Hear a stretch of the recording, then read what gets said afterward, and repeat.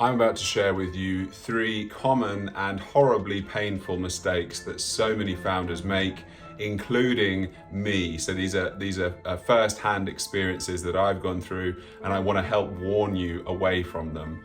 So number 1, spending loads on paid ads too early. So I spent over £7,000 with my first business many years ago, like 9 years or so back, and got 0 back from it. So I was very confident, I was in love with my website, I was like, it's amazing, obviously, send customers to it, they're gonna love it. And of course that didn't happen. Realistically, websites, services, any product or service takes a long time to kind of tailor that and play with it and learn around it and iterate on it to make it good enough. And so if you just try and jump ahead, you're ultimately going to get horrendous conversions and you don't learn quick enough. Paid advertising is not the way to learn, it's the way to scale. Paid advertising is for scaling. So that's the big lesson. Scale with paid ads, don't learn with paid ads. That's common, horrible, painful mistake number 1.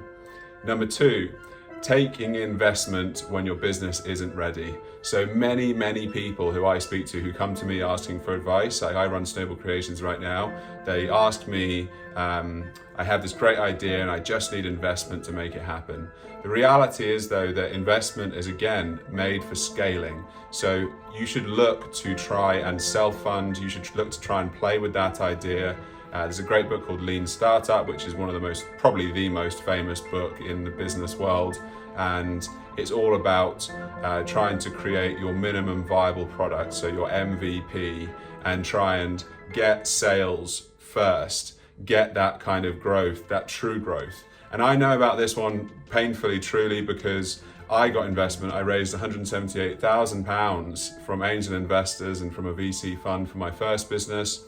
But I raised it before it was ready. I had amazing social media exposure and all this kind of stuff, but we hadn't made the actual business model effective. We hadn't found product market fit yet. And so I essentially wasted that £178,000. Ultimately, we learned a lot, but in the end, it was not used correctly. And that's because I raised investment too early, because I just saw that was the goal, get investment. The goal is not get investment, it's make a profitable business. That's it. Number 3, have too narrow of a marketing view. So to try and explain this, when I started Eco Companion, my first business, I had done a marketing degree, I'd done sales, but I hadn't really had real world marketing experience. And so I went and learned from amazing people, I got mentored, and I got very good at growth hacking. So we got very good at Instagram growth hacking. The problem is though that especially when you're relatively new to marketing, it's very easy to learn a new skill and then just see it as that's the kind of solution to all of your problems, just because that's the one thing you know about. When in reality, there's a huge marketing rainbow available to you. There's email marketing in cold or all its different formats.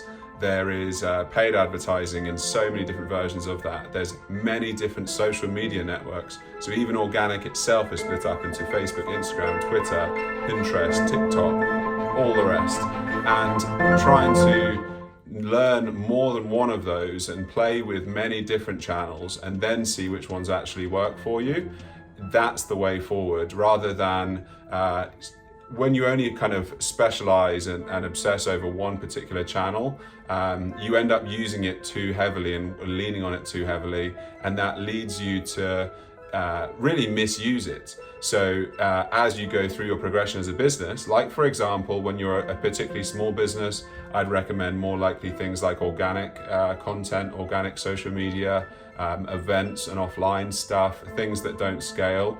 And then as you get larger, you might start to build up a mailing list. You might start to do paid ads is the next bigger thing a lot further along. That's the kind of scaling point of your business. So you can see that these each have their moment within the journey of a business, and that varies depending on the model, but ultimately they have their moment. So if you only know organic social and you don't know about paid advertising, for example, you're going to find a point where you get stuck, you get limited because you're still trying to lean on those initial habits. So yeah, hopefully these 3 horrible mistakes that I've been through personally, you've taken something from my errors, and they'll come in use for you. Please do leave comments. What are your most horrendous, horrifying mistakes that you've ever made? I would love to hear them, and I wish you luck. And I'm trying to keep up with these a little bit more regularly, so I'll hopefully be doing about 2 of them every single week. So yeah, I'll be seeing you soon.